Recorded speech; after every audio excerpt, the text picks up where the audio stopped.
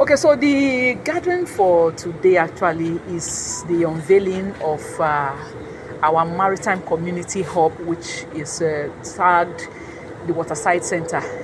And you may ask, why the Waterside Center? We know in the maritime industry, there are very many stakeholder engagements.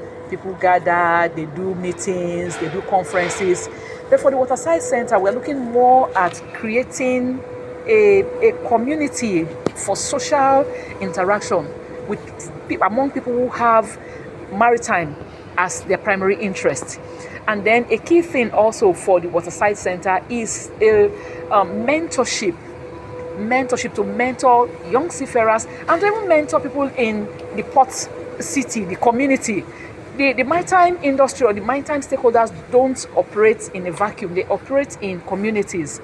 I mean, what's wrong if we have a center where youths in the community can come in, hang out, do one or two things, or even understand what the maritime industry is all about? I bet you indeed there are people in these communities who may not really know. They just know that they see seafarers or they see they've not really had a close engagement to understand what the maritime industry is. So we are hoping that that is what this platform, this community will create, to be able to give people that place, that sense of home where they can come and engage. We also have knowledge sharing sessions.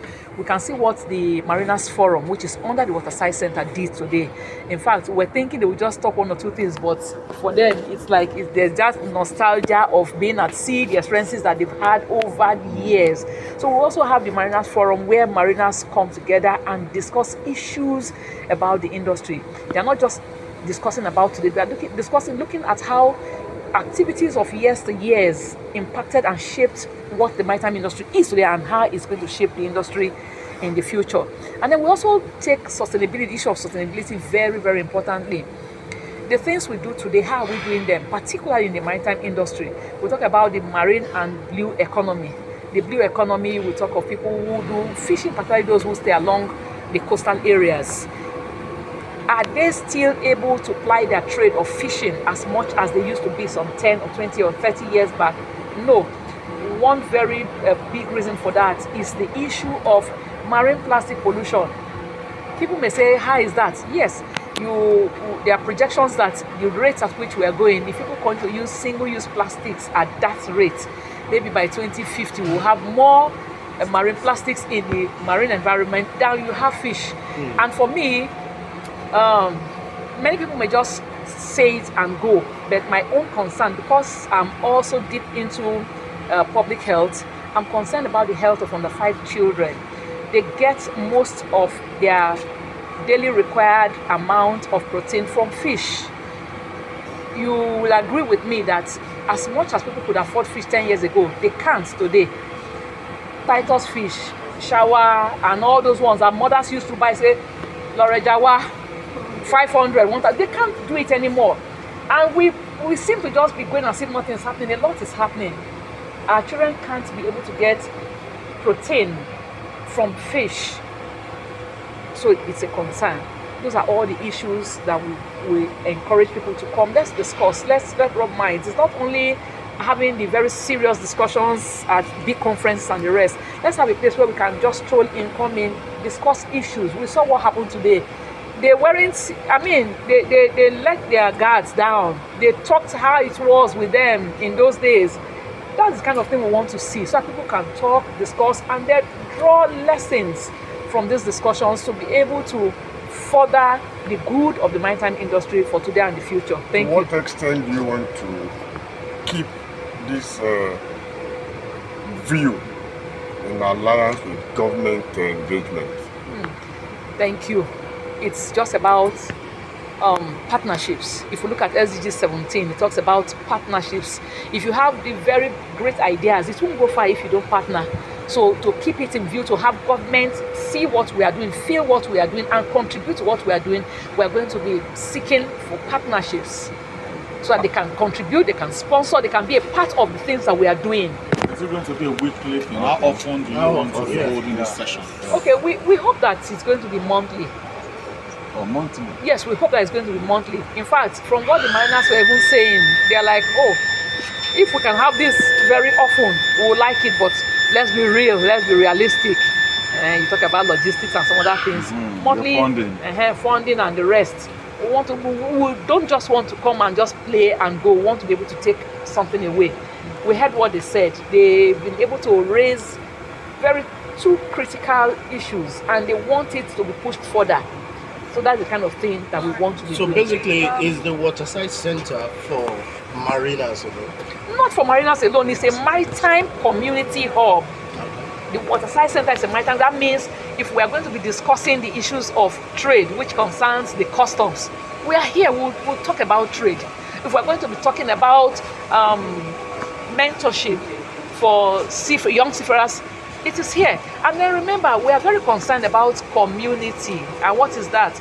This place, the maritime industry in itself does not operate in a vacuum, like I said.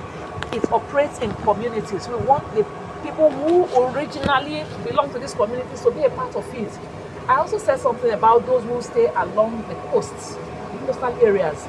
They mostly do the blue economy, the fishing that they do. We also see people who do the inland waterways transport system. Those are the blue economy, and we know that there are very many issues that concerns them. But they've not found places.